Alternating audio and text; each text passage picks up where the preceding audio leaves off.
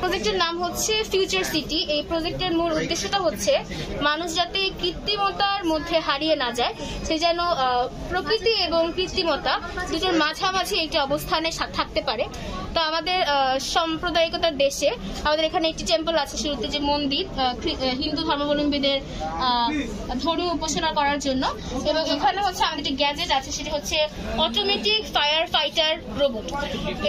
এটা হচ্ছে আমরা মোবাইলের মাধ্যমে এটাকে কন্ট্রোল করে থাকি। যেমন মোবাইলে হচ্ছে সেন্সর লাগানো আছে, যেটার মাধ্যমে এটা অটোমেটিক কন্ট্রোল হচ্ছে। যখন কোথাও আগুন লাগবে তখন এখান থেকে অটোমেটিক পানি পড়ে এটা হচ্ছে নিভে যাবে। যেমন আমরা কিছুদিন আগে দেখেছি সচিবালয়ে একজন ফায়ার ফাইটারের মৃত্যু হয়েছে অকাল। তো এরকম ক্ষেত্রে যদি আমরা এরকম রোবট সেট করতে পারি, সেই ক্ষেত্রে এই দুর্ঘটনা অনেকাংশেই কমে আসবে।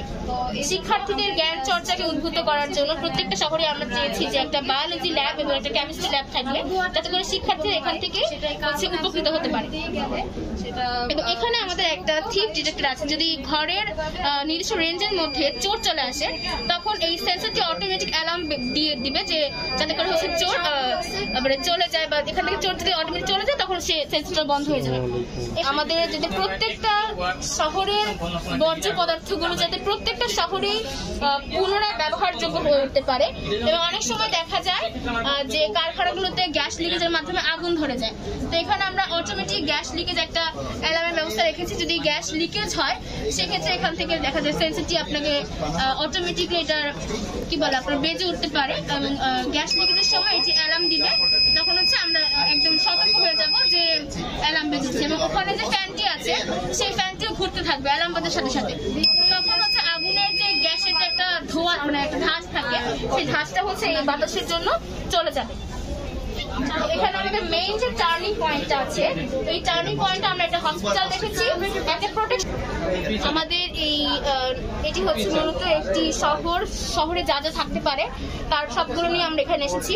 আমাদের এখানে আছে মন্দির, মসজিদ, গির্জা, automatic fire fighter robot, thief detector, protection zone, flood alarm, day night automatic light, market, hospital, dustbin, church আছে, গ্রিন হাউস, একটা ফার্মিং সিস্টেম, রেইন হারভেস্টিং, এরপর আছে হচ্ছে playground, school, secure car parking system, তারপর হচ্ছে জৈব সার কারখানা।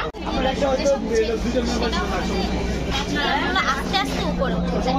আর আরেকটা এক্সপ্লোশন হলো যে অনেক বেশি হয়, সেটা হলো যে ম্যাটেরিয়ালগুলো তাড়াতাড়ি উপরে আকাশে চলে যায়। এরপরে হলো যে ভলক্যানোর অনেক ধরন আছে, দুই ধরনের হয়ে থাকে।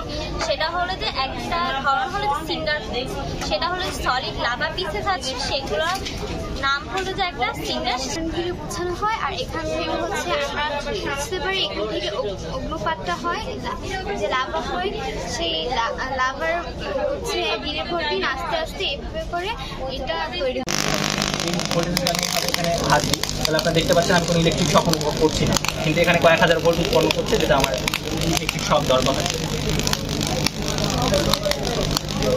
এখানে শুধুমাত্র হিট জেনারেট করছে, এবং আমি হাতে হিটের বিদ্যুতায়িত হয়ে ইলেকট্রিক শক আমাদের হয়, তখন কিন্তু আমরা সেই সিগন্যালটা আমাদের ব্রেনে পৌঁছায় না, অর্থাৎ আমাদের পেশি সংকুচিত হয়ে যায় এবং নার্ভ সিস্টেম কলাপস করে।